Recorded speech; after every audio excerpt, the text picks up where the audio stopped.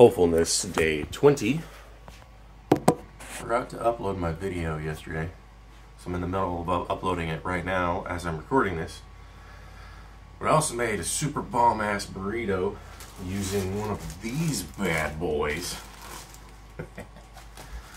I just happened to run past them yesterday when I was in the store before I had to drop off the car. So I went to the groceries, then came back and then left and dropped off the car. And then came back and then made the burrito, and oh my god, it was so good. Best burrito I've had in a long time. But I gotta do some cleanup here too for part 2. Granted, most of the work doesn't need to be done this time around because I don't have to cook the meat or make the seasoning, or even cut up the tomatoes because I used about half of what I had. So just have to heat up the meat that some of the meat that I've got. I don't even need to do all of it. Turn that on. Let that kind of cook the bottom a little bit so it'll be easier to clean.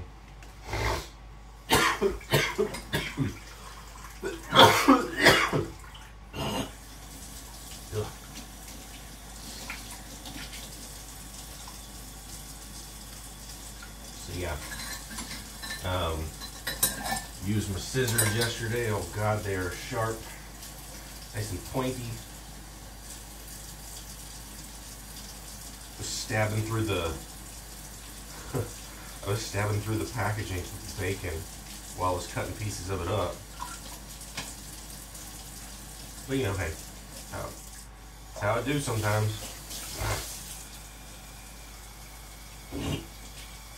Ugh, man. I got a Zoom interview in about 3 hours. I don't know how long it's gonna for this video to. It's currently uploading to upload. It might interfere. We'll see.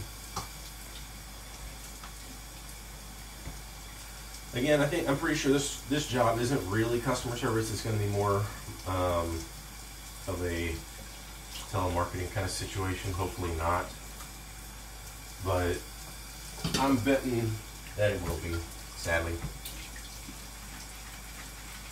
But I just applied to it because I said whatever. Numbers looked good. Said customer service. Said all right, let's try it. Let's see. Because, I mean, you know, even if I get a job for, let's say, 3 months, making, I don't know, even if I'm only making like $2,000 a month for those 3 months, that's still enough money to mitigate the cost of living here for that time. Still have a little bit extra cash, and then, you know, I don't have to worry too much. I ain't saying having a 3-month a job for only 3 months is a good idea, but it may be necessary.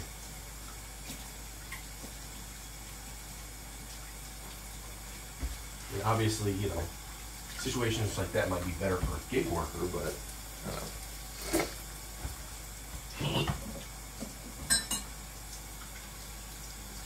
I mean, obviously, you know, there's some decisions that need to be made and some decisions that have to be put off. You know, we got to fight our own battles, whatever battles they may be they good or bad. It doesn't really matter in the end. It's about it's about, you know, what you can do for yourself.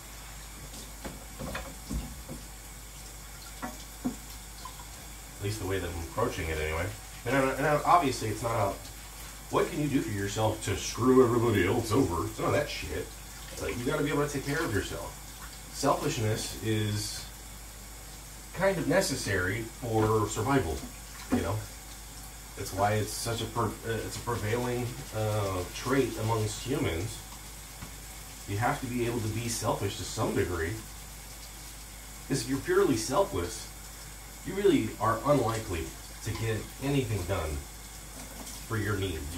Your needs are literally not going to get met. And I mean, there may be circumstances where you could be like, oh, what about so-and-so? What about so-and-so? Okay. What about the rest of us? Ugh, damn it. Clean up super dry. What about the rest of us humans, that is, that, you know, aren't doing it that way? And I'm not saying that it's a good thing per se to be purely selfish. I'm talking about it. Just because you have exceptions to the rule does not negate the rule. And even so, it doesn't necessarily mean it's, you know, quote unquote good or even bad. It's a trait that has become necessary for human survival.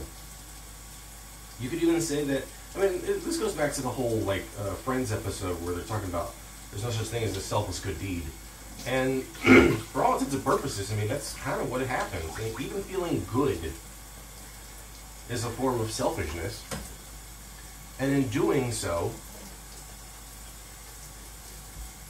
you're still acting on your own behalf in that regard. It's like, where's my towel, damn it? Okay.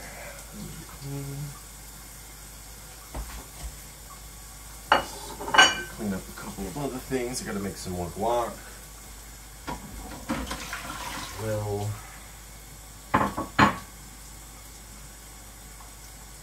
so,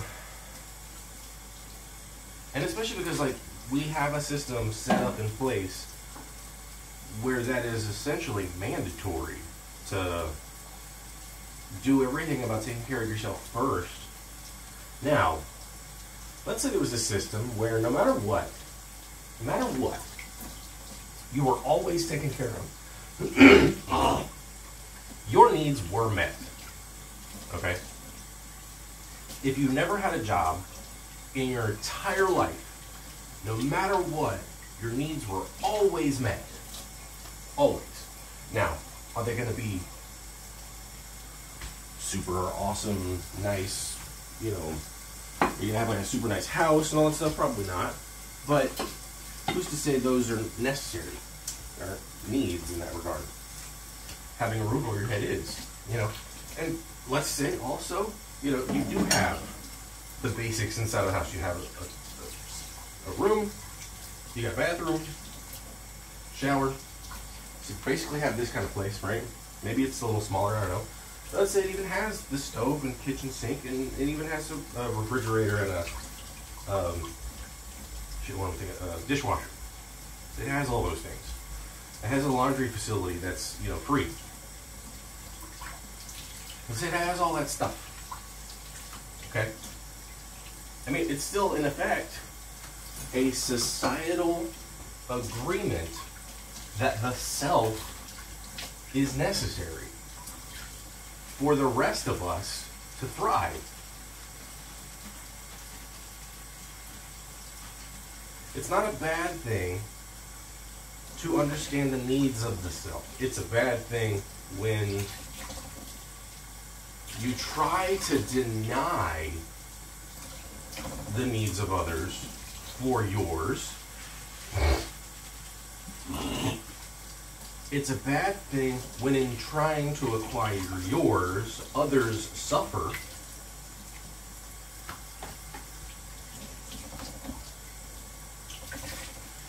And if you find that when you're at a job and others are suffering, that may be unfortunate, and you may have to make decisions. And let's be honest, most people are not in a position of sufficient power to be able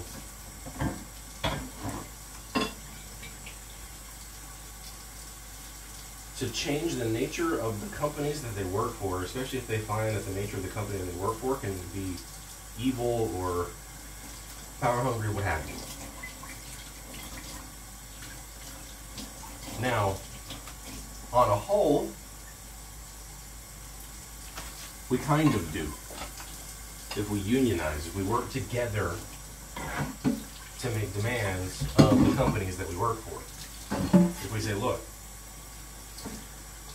the 10 of us that you need for us to be here, for your company to function the way that it continues to function, will not be here tomorrow if we don't get certain demands met. That's what unionization is. But we've got so much anti-union propaganda and behaviors, and I mean, there's so many things that aren't even discussed when it comes to the history of unions and the like. There's stuff that I've only learned about recently, and I can't even remember the names of them, or the circumstances exactly, because they weren't something that was taught when I was a kid. You know, every time the word union ever came up in a conversation with somebody, it was always like, yeah, unions cost you so much, and blah, blah, blah. It was like, it was in the cultural lexicon as a knee-jerk reaction to be opposed to unions. When unions are what got us what we have today.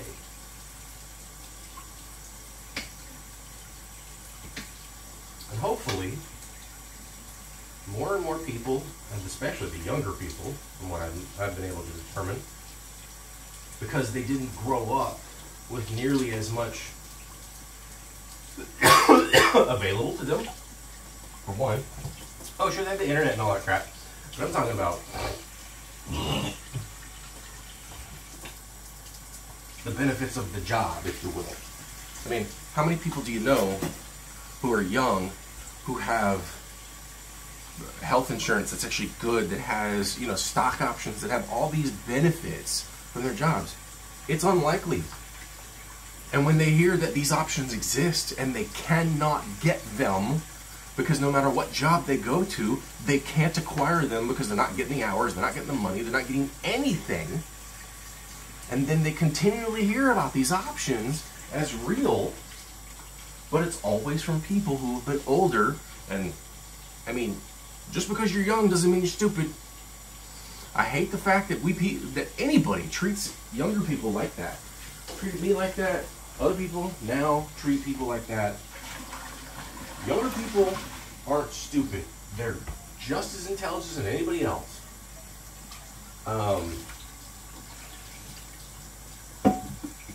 They're going to start putting pieces together, and they're going to start realizing some of the problems.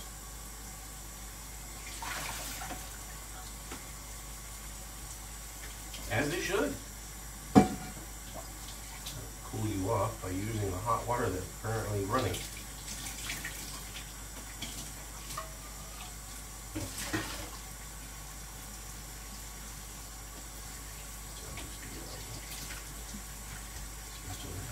Yes, it's great. Ooh, yeah, it worked. Worked real well. I love when the lazy method works. Make cleaning some stuff a little bit easier, a little bit less difficult on the hands.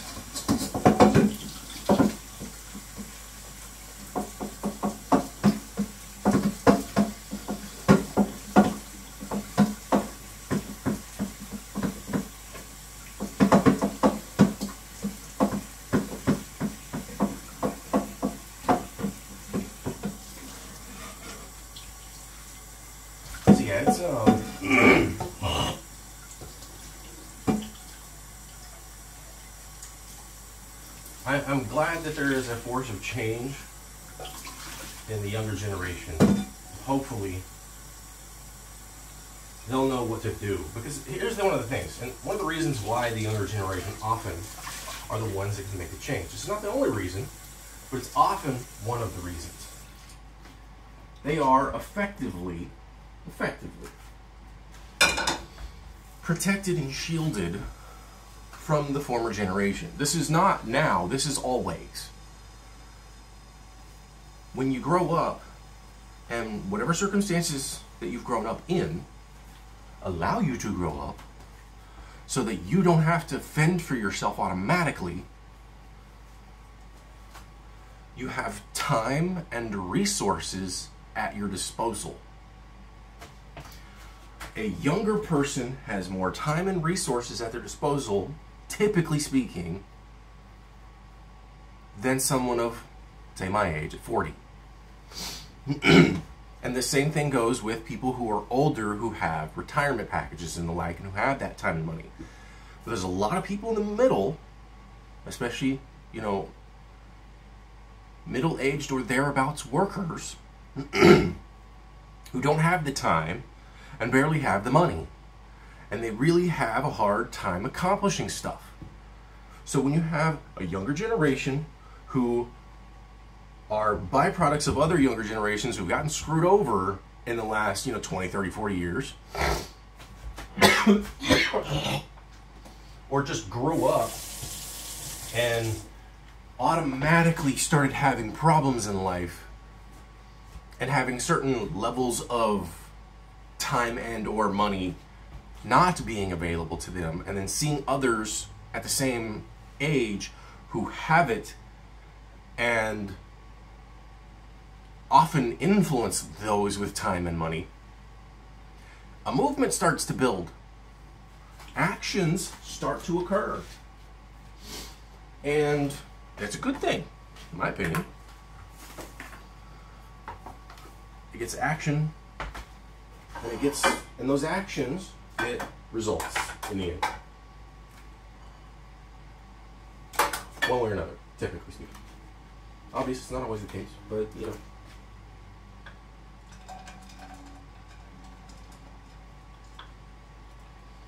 Gotta reheat this.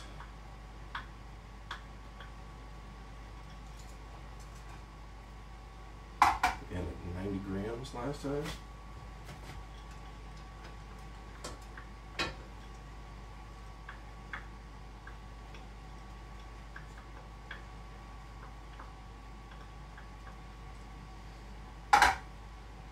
Getting there.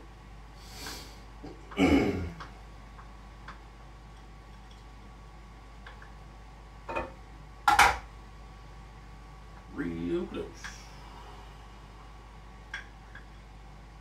That's probably over. Good enough. 90.6. I think it was like 91 yesterday, in fact. So, yeah, I mean, like,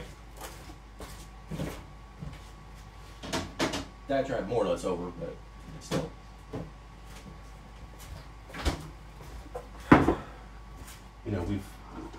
There's a lot that's happening. Nothing's gonna happen immediately. I mean, fuck, for all I know, nothing's gonna happen while I'm still alive. I don't know. Ideally, stuff happens sooner than later. But change, and especially political change, does not usually happen quickly. Oh, shit. Unless there is a significant force behind it.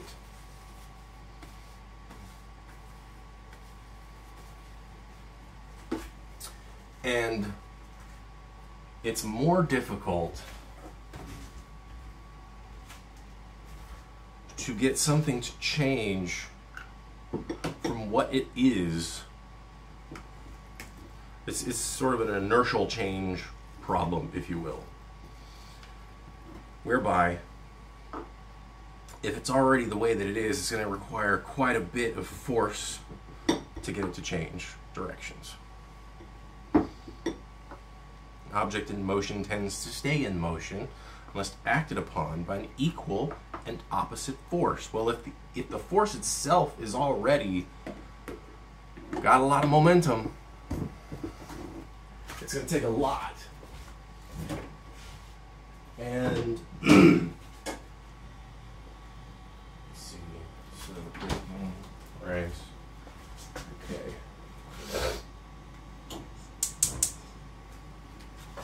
This is just going to heat up. I don't know how long it's going to take though. But I have to start prepping the bacon, or at least getting it to the point where I can prep it.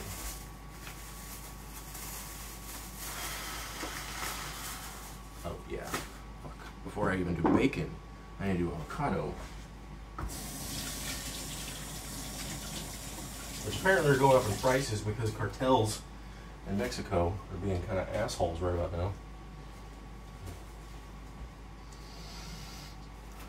So like about, I think it's like 80% of the avocados in America come from